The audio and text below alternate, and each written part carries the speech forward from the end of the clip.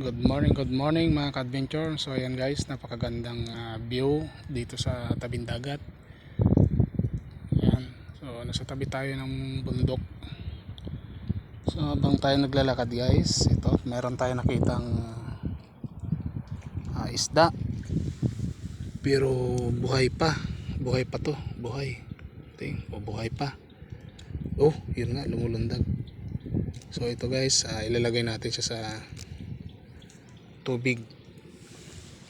Gawa ng ewan ko kung anong tawag dito, hibas ba o taob, hindi ko alam kung anong tawag, pero ito dadalhin natin doon sa dagat. So malayo siya guys, kailangan niyang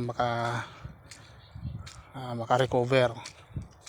So pag mga ganito kasi guys, ayan po, may mga dikya pa ito. So ayan guys, yung sinasabi nilang dikya, ayan, daming dikya. Oh, ayan pa, dikya ito, dikya. So ayan guys, ma-update kapag kayo tinamaan ng mga ganyan, kayo kapitan ng dikya. So ito na guys, medyo malapit na tayo, kahit sa medyo mababaw lang para maka relax tong isda, kasi kawawa naman oh. So ito guys, pakakawalan na natin. Tingnan nga natin kung makakalangoy pa siya. So ayun na, lumangoy ka na.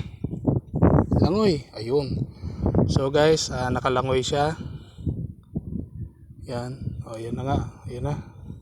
Ayun na, bilis niya lumangoy. So yung lang guys,